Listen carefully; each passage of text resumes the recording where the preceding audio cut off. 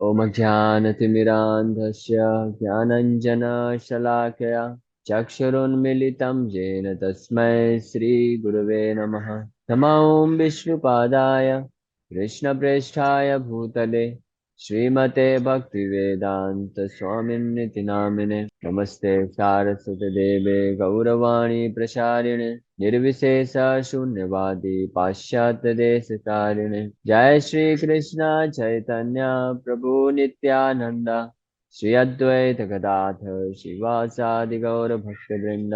हरे कृष्णा कृष्णा कृष्णा हरे हरे, हरे राम राम राम हरे हरे। हरे कृष्णा। तो आप सभी भक्तों का हार्दिक स्वागत है आज के प्रातःकालीन श्रीमद् भागवतम के डिस्कशन में। तो जैसा आप सबको याद होगा, कल हमने चर्चा किया था प्रथम स्कंद पहले अध्याय से। जो शौनक आदि ऋषि है यहाँ पे सूत गोस्वामी से प्रार्थना कर रहे हैं, उनको कलयुग की दशा को बताते हुए रिक्वेस्ट कर रहे हैं कि किस प्रकार से लोगों का जो जीव है इस कलयुग में जो दुर्दशा है बहुत भयानक है। इसलिए आप सरल उपाय बताइए और अलग अलग शास्त्रों में वैदिक शास्त्रों के माध्यम से बताइए। भूरिणी भूरि कर्माणि श्रोतव्यानि विभाग सा अतः साधु अत्र यत्सारम समुद्धृत्य मनीषया ब्रूहि भद्राय भूतानाम येनात्मा सुप्रसीदति। इस श्लोक में हमने कल चर्चा किया था बहुत विस्तार से, कि मैं एक सार रूप में बता देता हूँ कि प्रसंग ये चल रहा है कि शौनक आदि ऋषि श्रील शुद्ध गोस्वामी से इंक्वायरी कर रहे हैं कि वो सरलतम उपाय बताए जिसके कारण कोई भी साधारण जीव, और कहाँ का जीव, सतयुग द्वापर त्रेता युग का नहीं, इस कलयुग का जीव यानी हमारे लिए हमारी जो दुर्दशा है उसको देखते हुए आप समस्त शास्त्रों में, क्योंकि शास्त्र तो बहुत विस्तार में है, बहुत बड़े बड़े शास्त्र हैं, अलग अलग वैरायटी के हैं, और उनमें अलग अलग तरीके के प्रिस्क्राइब ड्यूटी या निर्धारित कर्तव्य धर्म का विवेचना किया गया है। तो उन सब को पढ़ पाना समझ पाना ही असंभव कार्य है। और अगर कोई विरले बड़े सौभाग्य से उन सबको पढ़ भी लिया और समझ भी लिया, तो उसके बाद वो कंफ्यूज हो जाएगा कि एक्चुअली में वास्तव में करना क्या है मेरे लिए। जिस प्रकार से मैंने उदाहरण दिया था, तपन मिश्रा भगवान चैतन्य महाप्रभु के एक महान भक्त हुए बाद में। तो जब भगवान चैतन्य महाप्रभु बांग्लादेश गए थे तो तपन मिश्र जो बहुत ही प्रकांड विद्वान थे, ब्राह्मण थे, तो वो सब शास्त्र पढ़ तो चुके थे, समझ भी लिए, लेकिन वो इस बात से कंफ्यूज थे कि असली साधन और साध्य क्या है, करना क्या है और क्या प्राप्त करना है, इस बारे में कंफ्यूज थे। क्योंकि कई शास्त्रों में लिखा था कि जो मोक्ष है वो अंतिम लक्ष्य है, वही पुरुषार्थ है। कई शास्त्रों में लिखा था कि इसी समाज में रहते हुए अगर हम जीवों का कल्याण करते हैं, सर्वभूत हिते रता, वही सर्वश्रेष्ठ, अपने आप में वही सर्वोच्च लक्ष्य है। फिर किसी शास्त्र में लिखा था अलग अलग तरीके से भगवान विष्णु का यज्ञ करना, उससे भगवान विष्णु प्रसन्न हो जाते हैं, वो सर्वश्रेष्ठ है। यहाँ तक कि वर्णाश्रम सिस्टम के अनुसार जो व्यक्ति अंतिम साध्य ये बताया जाता है कि वो भगवान के धाम को प्राप्त करे, वो भी एक पुरुषार्थ है, लेकिन उसमें भी बहुत कंफ्यूजन है क्योंकि साधन फिर अलग अलग बताए गए हैं। इसलिए से स्पष्ट रूप से वो आके जब चैतन्य महाप्रभु से पूछते हैं कि मेरी अवस्था को देखते हुए, इस कलयुग के जीव को देखते हुए वो सब सर्वश्रेष्ठ उपाय बताइए, तो चैतन्य महाप्रभु फिर उनको हरिनाम के ऊपर शिक्षा देते हैं। और पंचम पुरुषार्थ कृष्ण प्रेम, कृष्ण पदे प्रेम धन, भगवान कृष्ण के चरणों में प्रेम उत्पन्न करना, यही सर्वश्रेष्ठ जो है पुरुषार्थ है, सर्वश्रेष्ठ लक्ष्य है। यहाँ तक कि वैकुंठ जाना भी सर्वश्रेष्ठ लक्ष्य नहीं है। इस बात का स्पष्टीकरण चैतन्य महाप्रभु उनको करते हैं। तो यहाँ पे शौनक आदि ऋषि लोग इसी प्रकार से इनको रिक्वेस्ट कर रहे हैं। अब आगे शौनक आदि ऋषि और प्रश्न कुछ पूछने वाले हैं, उसके बारे में हम चर्चा करेंगे। सूत जानासि भद्रम ते भगवान सात्वताम पति देवक्यां वासुदेवस्य जातो यस्य चिकीर्षयः। All blessings upon you, O Suta Goswami. You know for what purpose the personality of God had appeared in the womb of Devaki as the son of Vasudev. तो अब देखिए, सर्वप्रथम प्रश्न तो उन्होंने पूछा कि सर्व जीवों के लोक के कल्याण के लिए सरलतम उपाय बताइए। अब यहाँ पे दूसरा प्रश्न पूछ रहे हैं, सूत जानासी भद्रम ते। सूत गोस्वामी, आप सब कुछ जानते हैं, जानासी मतलब आप सब सब सर्व विदित है, आप सब जानते हैं। क्यों आप जानते हैं? क्योंकि आपने अपने प्रामाणिक गुरु वेद व्यास जी और सुखदेव गोस्वामी से अच्छे तरीके से सुन के आए हैं। यहाँ पे वो बोल रहे हैं भद्रम ते मतलब ऑल ब्लेसिंग्स अपॉन यू, आपको पूरा पूरा आशीर्वाद हम देते हैं। इससे ये पता चलता है कि सूत गोस्वामी उम्र में काफी छोटे रहे हैं। ये शौनक आदि ऋषि महान ऋषि भी हैं, बहुत तपस्वी थे और उम्र में काफी बड़े थे, लेकिन फिर भी सूत गोस्वामी को वो प्रश्न पूछ रहे हैं, उनको व्यास आसन में बैठा के उनसे ज्ञान अर्जन करने की इच्छा ग्रहण कर रहे हैं। इसका कारण है क्योंकि सूत गोस्वामी ने प्रामाणिक गुरु वेद व्यास जी और सुखदेव गोस्वामी से अच्छे पूर्वक श्रवण किया था और उनका अच्छे से सेवा करके उस ज्ञान को साक्षात्कार किया था। और इतना ही नहीं, अधीतानी आख्यानी आख्यानी हमने पिछले श्लोकों में देखा था जब योग्यताओं का वर्णन कर रहे थे कि सूत गोस्वामी साथ ही साथ में बहुत एक्सपर्ट थे जो इस सब्जेक्ट मैटर को, क्योंकि शास्त्रों का जो कंटेंट है, सब्जेक्ट मैटर है, बहुत कॉम्प्लेक्स है, इतना आसानी से समझ नहीं आता है। इसलिए सूत गोस्वामी बहुत एक्सपर्ट भी थे इसको अच्छे से समझाने में। ये सब योग्यताओं के कारण यहाँ पे सौनक आदि ऋषि लोग जो हैं बोल रहे हैं कि हम आपको पूरा आशीर्वाद देते हैं। क्योंकि मानो ऐसा हो सकता है कि सूत गोस्वामी के हृदय में लगे, यानी मैं तो बहुत छोटा हूँ आपसे, और आप सब लोग महान ऋषि हैं, कितने विद्वान हैं और कितने सीनियर हैं मेरे से, कई कई सौ सौ साल भी ज्यादा उम्र में रहे होंगे, तो मैं कैसे आपका गुरु बन सकता हूँ।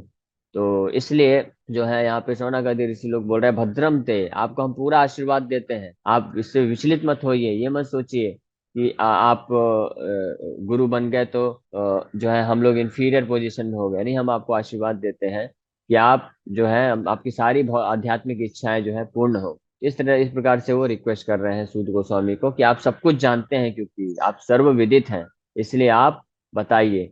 भगवान सात्वताम पति ही, जो भगवान है, भगवान परम भगवान कृष्ण, यो वो कैसे हैं, सात्वताम पति ही। पति का मतलब होता है प्रोटेक्टर, है ना, रक्षक, संरक्षक को पति बोलते हैं। और सात्वताम मतलब शुद्ध भक्तों के संरक्षक। यहाँ पे सात्वताम पति ही क्यों बोला गया है? भगवान तो सबके पति है, इस संसार में सृष्टि में जो भी व्यक्ति है सबके पति है भगवान। लेकिन क्योंकि सात्वताम, सात्वताम मतलब जो सत्य के आचरण में लगे हुए हैं, ये सत्य को समर्पण कर दिए हैं, उनको सात्वताम करते हैं। सत्य मतलब भगवान स्वयं, तो भगवान को सत्य बोला जाता है, परम सत्य। ऐसे परम सत्य के प्रति जो समर्पण हो जाते हैं उनको सात्वताम बोलते हैं, और ऐसे ऐसे भक्तों को शुद्ध भक्त बोला जाता है। तो क्योंकि ये जो सात्वताम है, शुद्ध भक्त हैं, ये भगवान को पूर्ण रूप से संरक्षण प्राप्त करने के लिए अग्रसित अग्रसित होते हैं। यानी भगवान सुरक्षा तो सबको देना चाहते हैं, लेकिन दुर्भाग्य है कि हर जीव भगवान की सुरक्षा प्राप्त नहीं करना चाहता है। लोगों को बस दुख चाहिए संसार में। दुख किस किस रूप में चाहिए? धन के रूप में चाहिए दुख, स्त्री के रूप में दुख चाहिए, इस संसार में नेम फेम के रूप में दुख चाहिए। कोई बोलेगा ये सब ऐश्वर्य, धन, स्त्री, सुख, ये दुख कैसे है, ये तो सुख है? नहीं, लेकिन ये वास्तव में भगवान जानते हैं कि जो भी व्यक्ति कोई भौतिक कामना करता है वास्तव में वो दुख की ही कामना कर रहा है।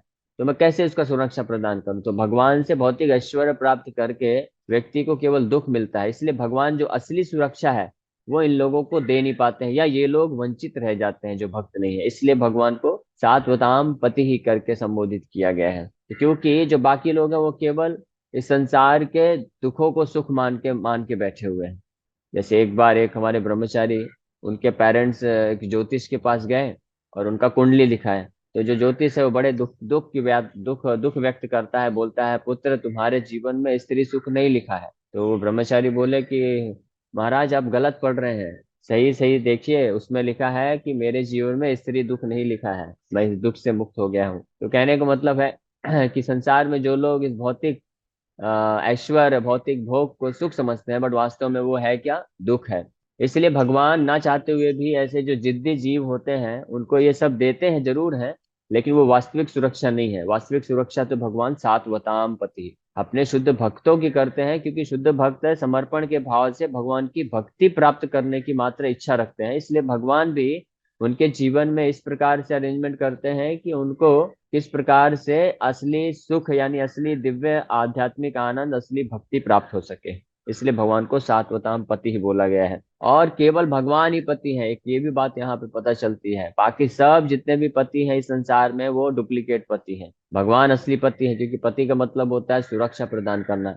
जब भी किसी के जीवन में विपत्ति आएगी तो इस संसार का कोई भी व्यक्ति उसको बचा नहीं सकता है। प्रहलाद महाराज इस बात की पुष्टि करते हैं। प्रहलाद महाराज स्वयं बोलते हैं, पितरो नरसिम्हा बालस्य नेह पितरो नरसिम्हा, बल जो बालक है उनका सुरक्षा, उनकी रक्षा, उनके जीवन की रक्षा उनके माँ बाप नहीं कर सकते हैं।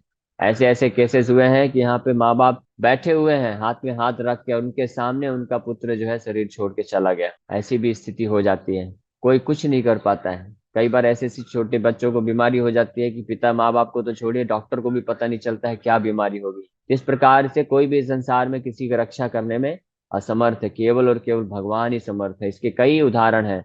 जब द्रौपदी का चीरहरण हो रहा था तो उस सभा में एक से एक महान योद्धा लोग उपस्थित थे, पांचों पांडव उपस्थित हैं, सोचिए, जो कि महान धनुर्धर महान शूरवीर हैं।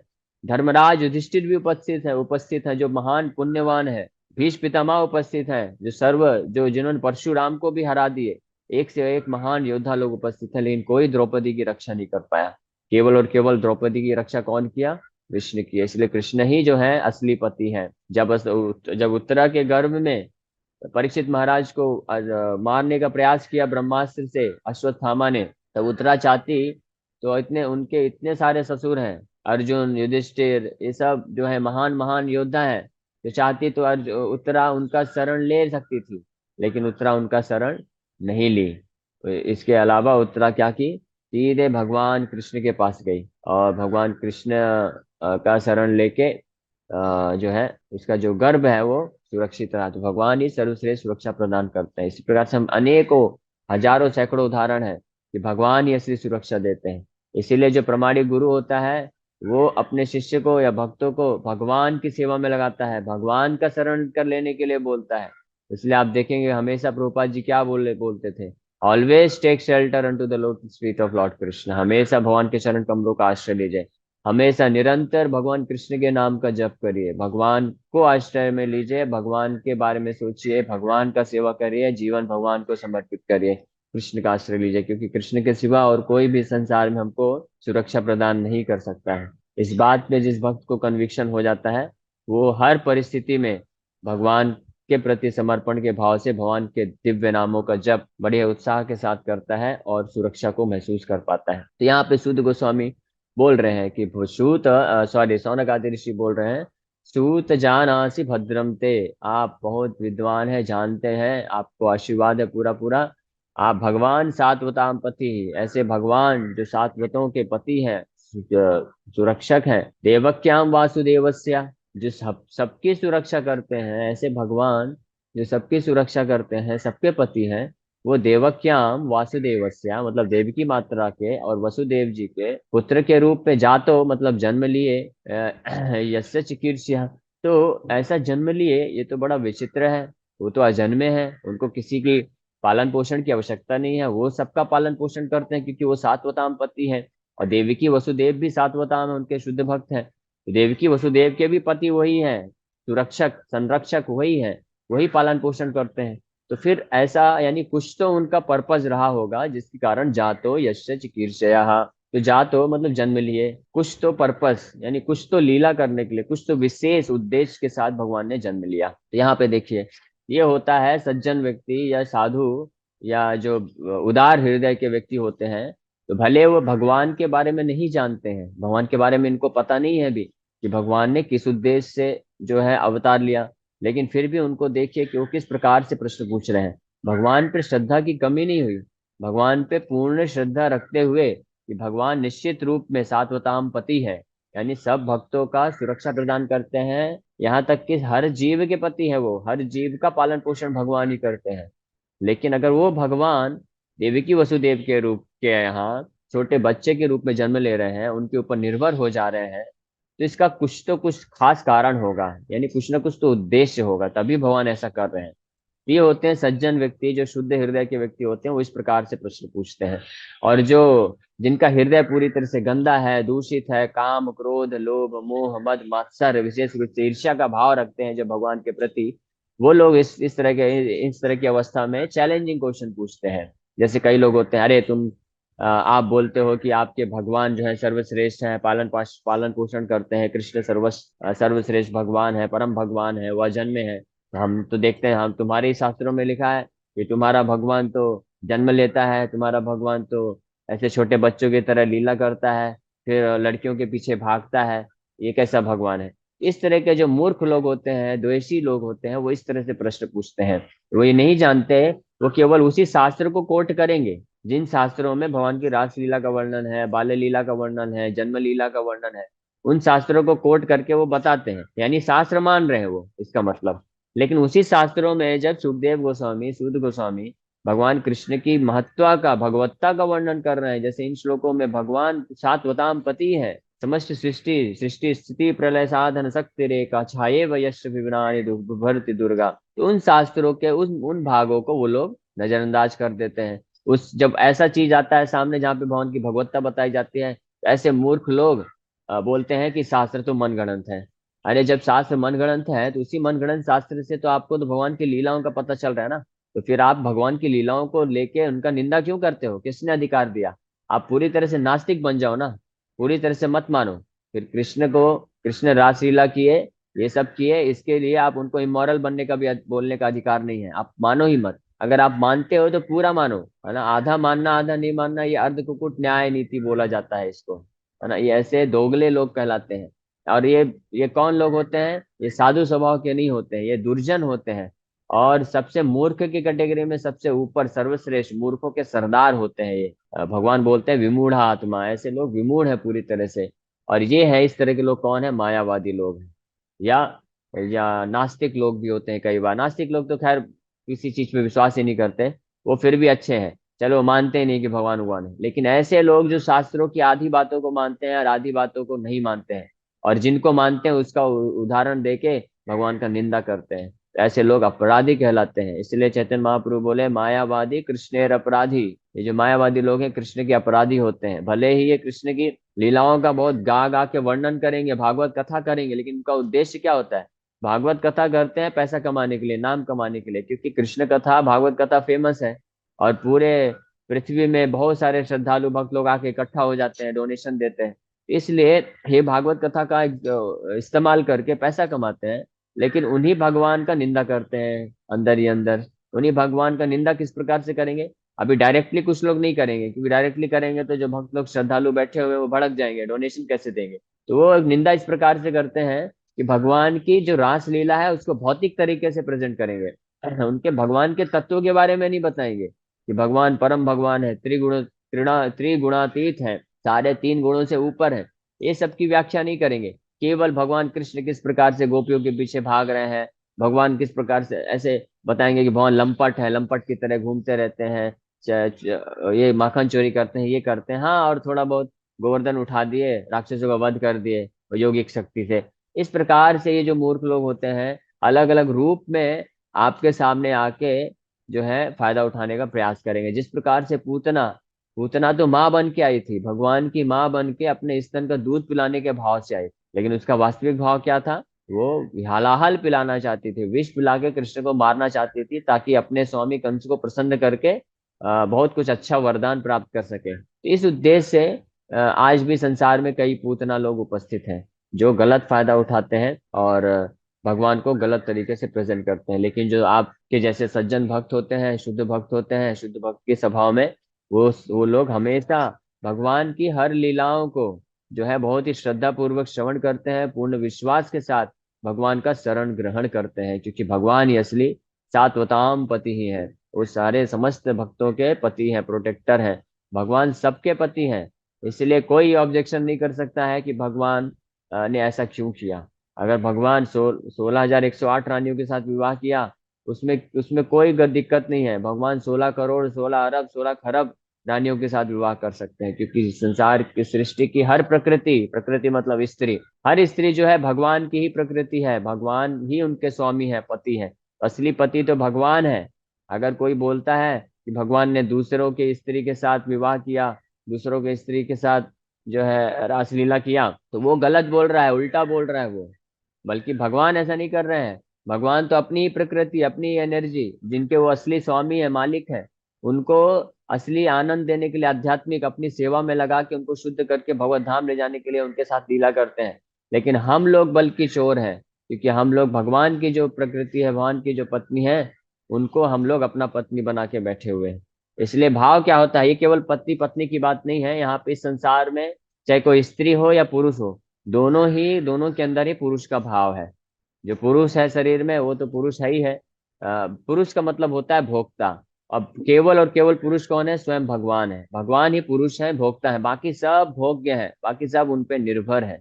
इसलिए कि संसार में कोई भी व्यक्ति चाहे स्त्री हो पुरुष हो, वो सब अपने आप को भोक्ता समझते हैं, इसलिए वो सब जो है गलत भाव में है। असली भाव क्या होता है? हम घर गृहस्थी कर सकते हैं, साथ में रह सकते हैं, लेकिन असली भाव होता है कि मैं दास हूँ भगवान का, और मेरे ये जितने भी पति हैं, बच्चे हैं, पत्नी हैं, बच्चे हैं, माँ बाप हैं, ये सब भगवान के सेवक हैं। तो इनको मुझे ट्रेनिंग देना है, इनको इस प्रकार से भगवान की भक्ति में जोड़ना है, ताकि इस प्रकार से इनका सेवा करना है, ख्याल रखना है, ताकि ये भगवान की भक्ति में आगे बढ़ सके, भगवान को प्राप्त कर सके पति के रूप में। तो ये है ये सात्वताम पति का अर्थ। तो आगे चल के ये सूत गोस्वामी इस प्रकार से अब ये दूसरा प्रश्न की रूपरेखा रख रहे हैं, कि दूसरे प्रश्न में पूछ रहे हैं कि भगवान जो कि सात्वताम पति हैं, तो किस कारण से, यानी इनका कुछ न कुछ जातो या सच कीर्षया, जन्म लिए, जातो मतलब जन्म लिए कुछ न कुछ उद्देश्य की पूर्ति के लिए देवी की वसुदेव के यहाँ। हरे कृष्णा। मेरे ख्याल से अभी 3 मिनट है, हम लोग तात्पर्य पढ़ते हैं, कुछ नया मिलेगा तो देख। Bhagavan means the almighty God who is the controller of all opulence, power, fame, beauty, knowledge and renunciation. He is the protector of his pure devotees. Although God is equally disposed to everyone, he is especially inclined to his devotees. Sat means the absolute truth, and persons who are servitors of the absolute truth are called Satvatah. ये मैं already बताया जैसा कि सत मतलब absolute truth, परम सत्य यानी भगवान, और जो उनके भक्त होते हैं, सेवक होते हैं, उनको सात्वताम बोला जाता है। And the personality of God who protects such pure devotees is known as the protector of the सात्वतास, यानी सात्वताम पति। Bhadram, their blessings upon you indicates the sage's anxiety to know the absolute truth from the speaker. Lord Shri Krishna, the Supreme Personality of Godhead, appeared to Devaki, the wife of Vasudev. Vasudev is the symbol of the transcendental position and position wherein the appearance of the Supreme Lord takes place. तो एक नया चीज यहाँ पे प्रभुपाद जी और बता रहे हैं, भद्रम ते ब्लेसिंग्स अपॉन यू, ये पूरा आशीर्वाद दे रहे हैं, ताकि बिना हेजिटेशन के शुद्ध गोस्वामी शुद्ध रूप में जो है कृष्ण कथा करें और एज इट इज बताएं, इसलिए भद्रम थे। और वसुदेव जो अर्थ है वो सिंबल है, सत्वम विशुद्धम वसुदेव शब्दितम। भगवान शिव भी भागवत में इसका वर्णन करते हैं कि जो भी व्यक्ति भगवान कृष्ण को अपने हृदय में प्रकट कराना चाहता है, सर्वप्रथम उसको अपने हृदय को वसुदेव बनाना पड़ेगा। वसुदेव शब्द का अर्थ होता है कि दिव्य स्थिति, स्पिरिचुअल प्लेटफॉर्म, ट्रांसेंडेंटल प्लेटफॉर्म या दिव्य स्थिति को वसुदेव बोला जाता है, यानी तीनों गुणों से मुक्त होना, सतोगुण, रजोगुण, तमोगुण, ये तीनों के प्रभाव से जब कोई भक्त मुक्त होता है, तो जिस प्रकार से वसुदेव के हृदय में देवकी के गर्भ से भगवान कृष्ण जन्म लिए, उसी प्रकार से हर उस भक्त के हृदय में भगवान जन्म लेंगे, प्रकट हो जाएंगे। जो भक्त इन तीन गुणों से ऊपर होके विशुद्ध सत्व गुण में उपस्थित हो जाता है, और वो विशुद्ध सत्व गुण कैसे प्राप्त किया जाता है, भगवान गीता में बताते हैं, माम च अभ्यभिचारेण भक्ति योगेन सेवते स गुणान समित्यतान ब्रह्म भूयाय कल्पते। कि जब कोई व्यक्ति भगवान की अभ्यविचारिणी भक्ति में लगता है, शुद्ध भक्ति में लगता है, बिना निस्वार्थ भाव से। हरे कृष्ण। हरे कृष्ण प्रभु जी, धन्यवाद। जैसे प्रभु जी मेरा क्वेश्चन था कि जैसे अभी यहाँ पे देखिए नवरात्र है, नवरात्र चल रहा है, तो उसमें जो है क्या हम जैसे कि हम नवरात्र व्रत नहीं रह सकते हैं क्या, या हम नहीं पंडाल जा सकते, हम नहीं पूजा अर्चना कर सकते हैं क्या? अच्छा, समझ गया। तो पहली बात तो देखिए, नवरात्र व्रत आप रखना चाहें तो रख लीजिए, लेकिन आवश्यकता नहीं है, क्योंकि अननेसेसरी आप शरीर को कष्ट देने की बजाय जो समय एनर्जी वहां पे लगाएंगे, उसकी जगह आप कृष्ण का सेवा करिए, कृष्ण का भजन करिए। वो करने से देवी और ज्यादा प्रसन्न होंगी, ये आप गारंटीड रखिए, इसमें विश्वास रहना चाहिए कि जो देवी है वो वैष्णव है, भगवान विष्णु की भक्त है। तो अगर आप भगवान कृष्ण की सेवा में संयुक्त हैं, भगवान कृष्ण के लिए व्रत रखते हैं, भगवान कृष्ण का सेवा करते हैं, तो वो आपसे ज्यादा प्रसन्न होगी उन भक्तों से जो कि डायरेक्ट जाके देवी का पूजा करते हैं। तो हालांकि ये मना नहीं है, आप देवी के पंडाल में जाइए, उनका पूजा करिए, उनको प्रणाम करिए, और उनको प्रार्थना करिए कि मुझे भी कृष्ण का भक्त बनने का आशीर्वाद दीजिए, हम कर सकते हैं। लेकिन भगवत गीता और भागवत के सिद्धांत अनुसार, अगर कोई केवल भगवान कृष्ण के चरण कमलों में आश्रय ले लेता है, उनके नाम जप करता है, तो उनको अलग से किसी देवी देवताओं का पूजा करने की आवश्यकता नहीं होता है, क्योंकि सारे देवी देवता उससे पूर्ण रूप से संतुष्ट हो जाते हैं। ठीक है। नहीं प्रभु जी, जैसे हम मंदिर में भी जैसे मूर्ति रखे हुए हैं पहले से ही भगवान का है, तो फिर मन में विचार रहता है ना कि अभी हम पूजा कर रहे हैं कृष्ण का, तो उनका भी करना चाहिए, तो इस प्रकार में क्या करना चाहिए? वही बोल रहा हूँ मंदिर कि में क्या? ये जो है, सब आप ही नहीं है, पूरे भारतवर्ष में ये एक मनोधारणा बनी हुई है, इसलिए इसको तोड़ पाना बड़ा मुश्किल है। जब तक आपको कृष्ण के प्रति श्रद्धा नहीं उत्पन्न होगी तो मुश्किल हो जाता है। इसलिए हम मना नहीं कर रहे हैं, आप जो है देवी हैं, आप उनका पूजा करिए, क्योंकि देवी माता कौन है? वो स्वयं भगवान की जो है शक्ति है, और भगवान को अत्यंत प्रिय है, भगवान की महान भक्त है। तो उनका निरादर बिल्कुल भी नहीं करना चाहिए, उनको हमको सम्मान करना चाहिए, पूजा करना चाहिए। लेकिन भगवान कृष्ण स्वयं बोलते हैं कि अगर आप कोई भक्त मेरा पूर्ण समर्पण लेता है, तो उसको फिर अन्य प्रकार से अन्य देवी देवताओं के पास जाने का, आश्रय लेने का आवश्यकता नहीं है। कहने का मतलब ये है कि अगर आप नहीं भी करेंगे लेकिन पूजा, केवल उनको प्रणाम भी करेंगे तो भी, और आप बैठ के उनके सामने हरे कृष्ण महामंत्र का जप करिए, तो देवी पूर्ण रूप से प्रसन्न रहेंगी। ओके। हरे कृष्ण। आप सभी भक्तों का बहुत बहुत धन्यवाद। Thank you very much.